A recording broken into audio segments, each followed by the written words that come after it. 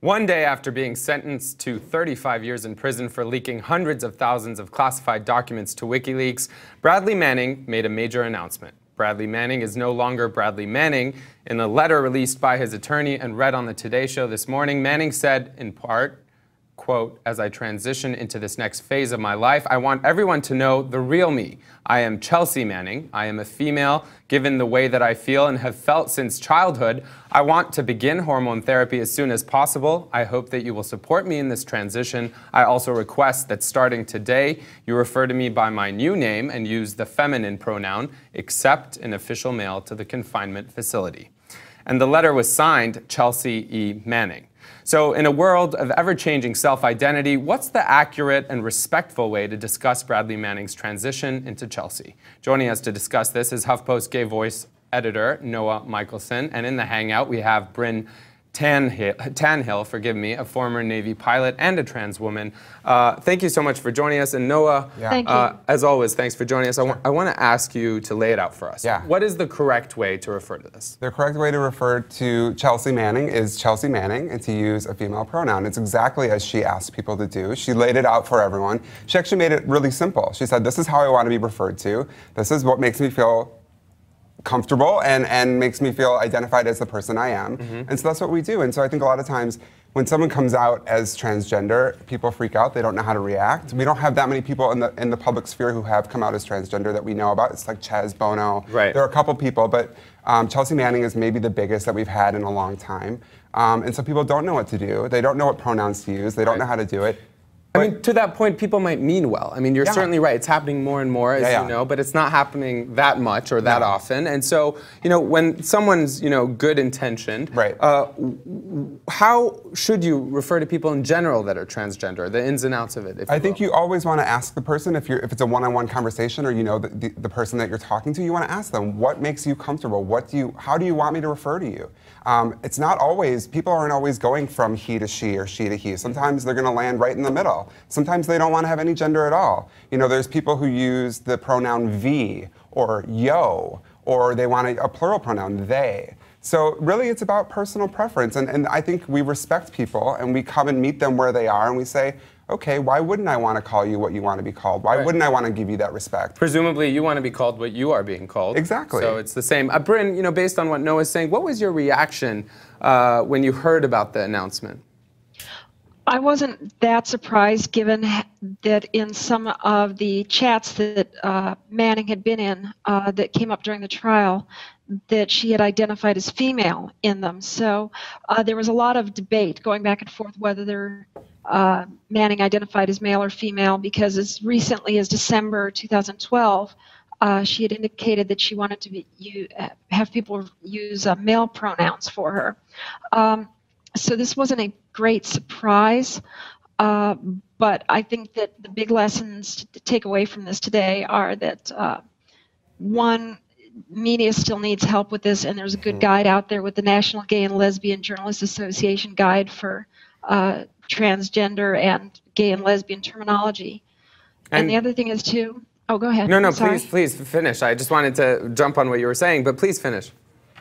And the other thing I wanted to point out is that when somebody does transition and you've gotten used to referring to them with one particular name instead of pronouns, it is really, really hard to swap immediately. And one of the things that people always worry about is, what do you do when you mess up somebody's pronoun? If you really are an ally, but you get it wrong because the person has fairly recently transitioned or announced an intention to transition. Right. And usually you just correct yourself and move right on is the most polite thing to do. Right, and if mistakes are made, that's what people should do. And you know, you mentioned one resource, but also Jezebel had a great piece. I don't know if you saw it, Noah, but this is it. It says how not to react to the news that Bradley Manning is transgender.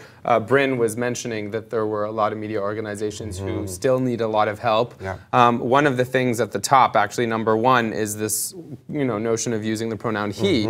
This is the top of CNN's story right here. It says Bradley Manning says he wants to live as a woman and be called Chelsea. I actually came to work today and we were running a Reuters wire on this story and they had the pronoun he in there. So I had to call Reuters and say, hey, Manning's not a he, Manning's a she. We need to fix this. So, you know, a lot of people don't get it. They still don't understand. I think what Bryn just said too about, you know, if you do mess up. I was even talking to some trans people today who said, this morning I had a hard time. I was, you know, we've known Bradley Manning as Bradley Manning for so long, and now Bradley is Chelsea. And so it takes a second to say, okay, I got to make that disconnect and reboot and start over. Right. But that doesn't mean that you're being offensive per se. It just means that you move on. Like Bryn said, exactly, you move on. Most people are understanding. They want you just to get it. Right. They don't want you to be perfect. They just want you to understand them. Of course, and you know, there's going to be the crazy people who are going to say all sorts of things. Yep. One of them, Eric Erickson, saying, big question is how a nut like Bradley Manning ever got close to the information he leaked. Of course, insisting on using the he and calling him mentally ill, which we've seen. I don't want to give too much attention to this. Let's get back to Reuters. I think it's interesting for people to know maybe what they said, because we ran their stories, we changed the pronouns, but we kept most everything else the same, and we've had, you know, all staff emails internally within the company. What did Reuters say when you called them? They weren't aware of it, and so they actually they weren't aware of. They weren't aware of that they should be using he or she. But then when I looked at the story, I'd seen that we changed it, so it just kind of ended there. So I'm not sure if they changed it on their end or not. Right.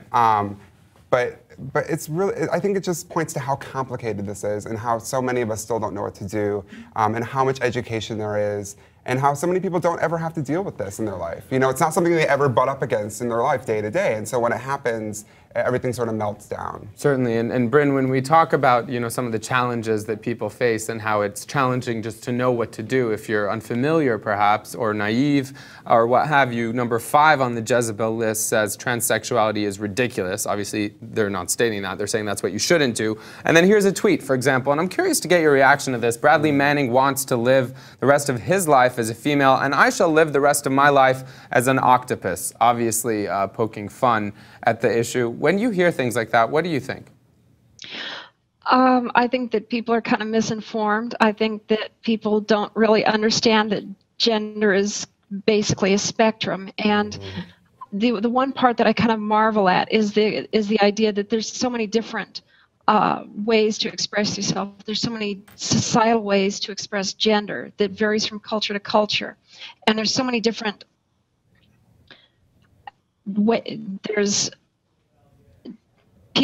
there's a lot of different ways to be intersex, and the way I look at it is, for a lot of transgender people, is just an intersex condition having to do with how our brains have developed over our lifespans, and that's why we identify more of a particular way.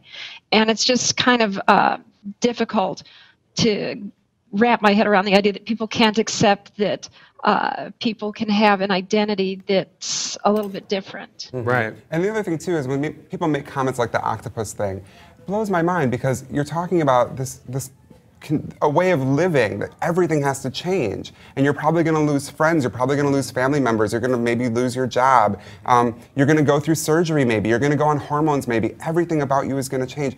It's not a flippant thing. It's not something you wake up one day and say, I'm going to try being a guy today, or I'm going to try being a woman today. It's not like that, you know, and so it makes me really angry when people say things like that. Yeah, no, it seems like to me like people are knowingly, when they say things like that, aware that it is hurtful, and yet they still do it, which is what's troubling. It's intended to be offensive, but I guess what I was also trying to say a second ago was that half the planet has a female identity. I don't think that having a female identity in itself is in any way abnormal, considering that half the planet has one and roughly half the planet has another, and then there's people all in between.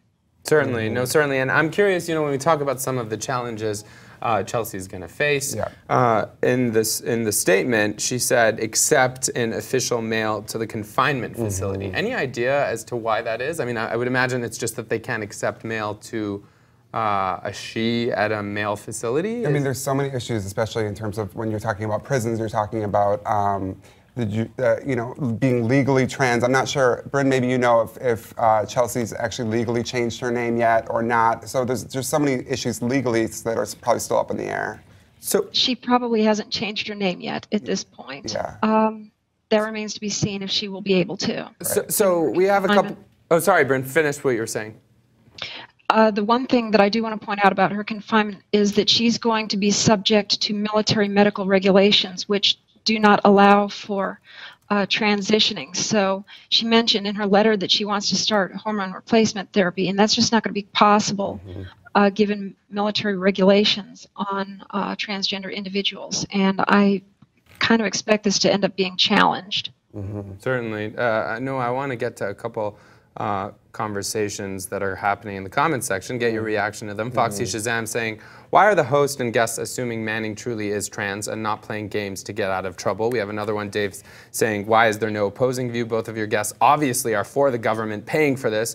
No guests opposed to it. I mean, my initial reaction is this is not the conversation we're having. There are many conversations to be had about this. This conversation is about understanding gender speak and how to go about doing it in the right way, but I don't know what your reaction is. I still think people don't maybe recognize how serious of an issue it is to transition and to come out as transgender. And it's a medical condition. You're saying that I do not feel that I'm the right person in this body or in this identity, and I possibly cannot live this way.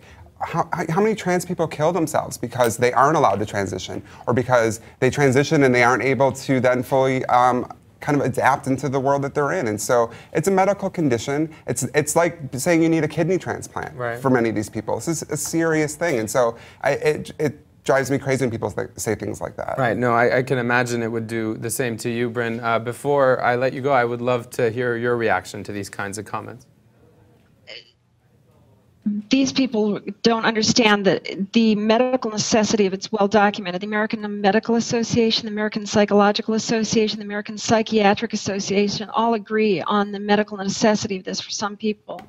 As to the cost of it, it works out to roughly, hormone replacement therapy works out to roughly $4 a month. This isn't exactly going to break the bank with Fort Leavenworth. Certainly true.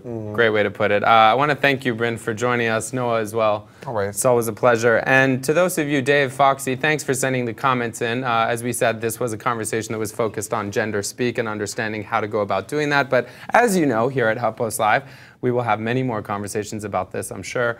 So keep tuned and keep the comments coming. Thanks for watching.